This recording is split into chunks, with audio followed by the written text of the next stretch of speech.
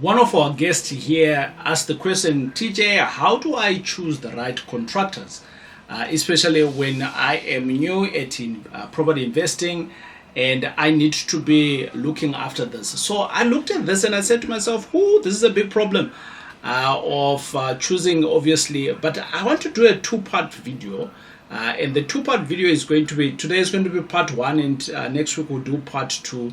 Part one is talking about how to choose the right contractors. I'll give you some tips of how to do that. And then the part two is how to obviously work with the right contractors. And contractors, it's so critical to your success in real estate, especially when you are flipping homes as an example. But obviously, if you're just managing your rental, properties, you're doing a small rehab, that kind of thing, it's important to have a firmer handle on your contractors because that's where you make the money. If we are meeting for the first time, my name is TJ, your host, and I'm a former banker and founder here at the TJ Tribe. And I do business with a focus in student accommodation, flips, which is buy and sell, and coaching, with the hope that all of us, as young, upcoming modern parents, we can be able to have passive income from real estate. Welcome to the channel. So, the breakdown, or should I say the methods that we're going to talk about here, it will help you to choose wisely and effectively then be able to work with contractors. These contractors, they're like taxi drivers, in my view. They're born of the same, they behave the same way, but today we are going to be talking about how to work with them. The first one is that if I am working with a new contractor, right, a builder that I don't know, or whatever contractor it is, I want to make sure that I'm getting referrals from trusted sources, right? So that's the first one. Now, having worked with many contractors, many of these guys come with no references, right, or trusted, because it's not their skill. They are not they are not administrative people.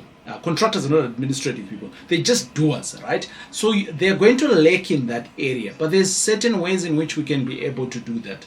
Where can you get these referrals from? You can get referrals from your estate agents, from other investors, from property managers, people that they've worked with before, so you keep it in the circle. If you have a network group of investors, so meetups or even Facebook groups, and those can also be like extremely gold mines to get these kind of referrals because they've done work for someone else. So that's the first one, getting referrals with trusted source.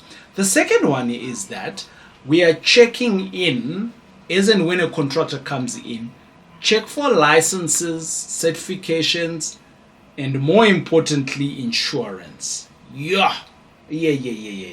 Right. So remember, this is here just a short video to give you tips, actionable tips of how to do this. So how can you choose the right contractor? Confirm they have the proper license that they are stating to be. So if they are a builder, do they have an HRSBC, whatever certificate that it's called, to be a builder, right? If they are a plumber, do they have a plumbing certificate? If they are an electrician, do they have an electrician certificate?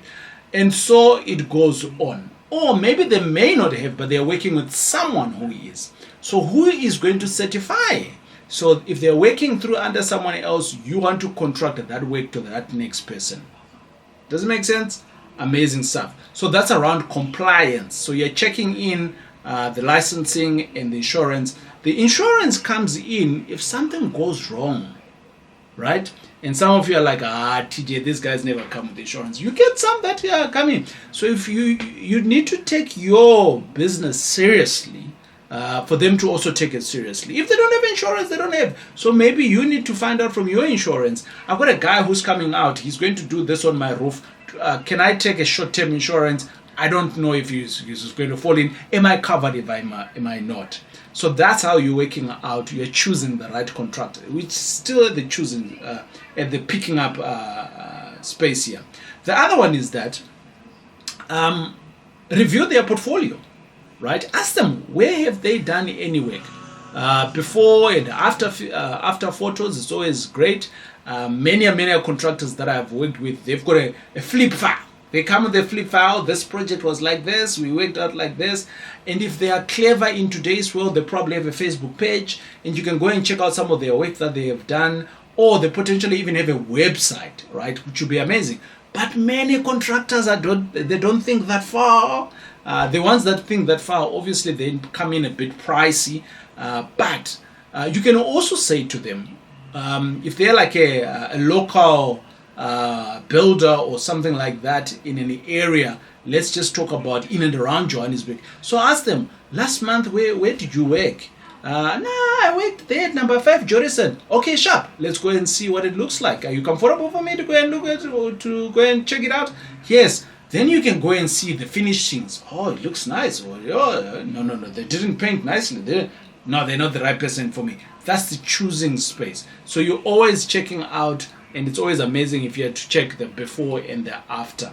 Right, get addresses of these places that they have worked for, right, if possible, and go and check them out for yourself. That's basically what I'm saying here.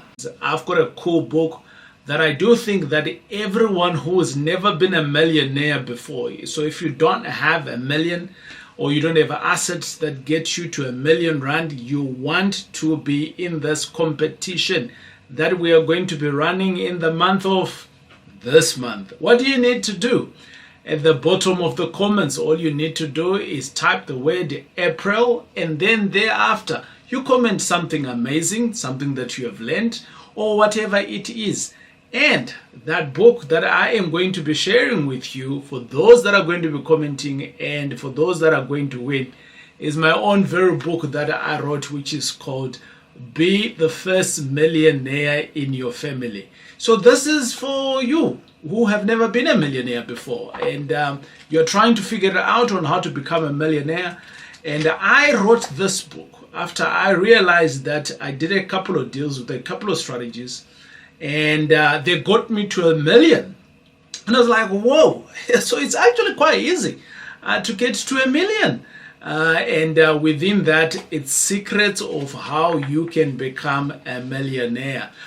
Next point here is, now that you are reviewing their portfolio, you might as well interview quite a number, right? So I always say that if you've got a contractor that's coming in, isn't when you are not reviewing but interviewing, make sure that you interview, let's say maybe 4, right? You're wanting to build, let's say, an additional 1 room, right?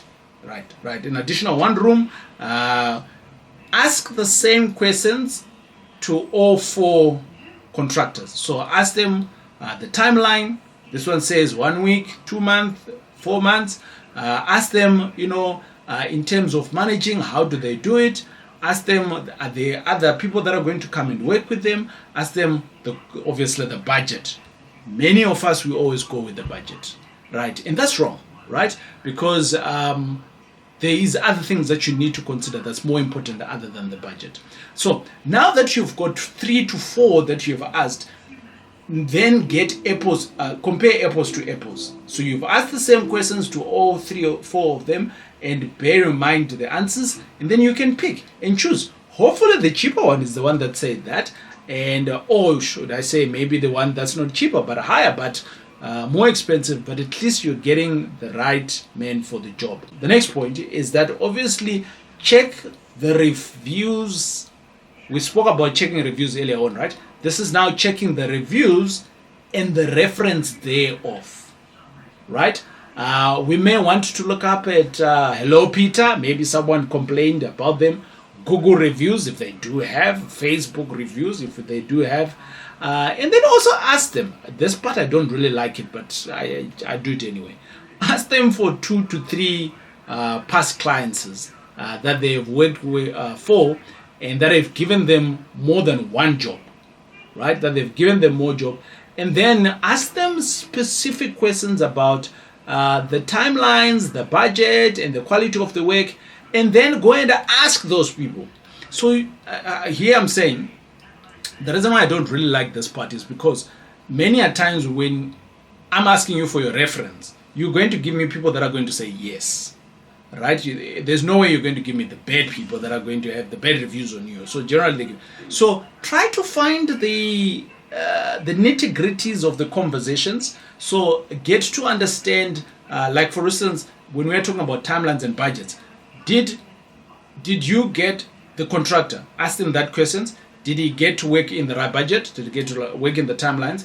Then go and ask that other person to say, were you happy within the budget? Were you happy within the timelines? How much timeline did it take? How much time had you promised? So you kind of like have the conversation so that you can get more juice from what you're just going to be told is the truth, and maybe it's not the truth. Do you get what I mean? You know how to ask these questions. You got kids. You're always asking these kids, your kids the questions. If you're in property investment, at some point or the other, you have had to evict someone.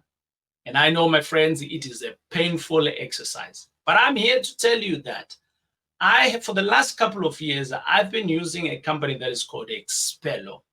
Expello, basically what they do is that you pay them a monthly fee, and over and above that, whenever you get a delinquent tenant, they will come and evict that individual free of charge, because obviously you've been paying, right? And over and above that, you don't have to do anything. But guess what? I have managed to organize a good price for you. And the link here that you're seeing, which is called expello.link./TJ Tribe, gets you a great discount from Expello. So my friends, don't be caught with your pants down on your tenant. Just Expello them with Expello. It is I, TJ. Let's go back to the video. Then lastly for me is start with a small job. It might be just replacing a glass, but at least you understand the workmanship. So if you're starting small in anything, you've got the ability to cut the relationship or to progress. So my friends, I'm hoping that this has been a great helpful to you. But obviously, there's many other ways of doing this, but I thought let me just give you these ones, and hopefully they've been helpful to you. If they've been helpful to you, hey, pass on to the next person that might be able. On our next video next week, we're going to be talking about how to work with contractors effectively. So today we spoke about how to choose them, and now we're going to be talking about how to work with them. We'll see you on the next video. It is I, your boy, TJ.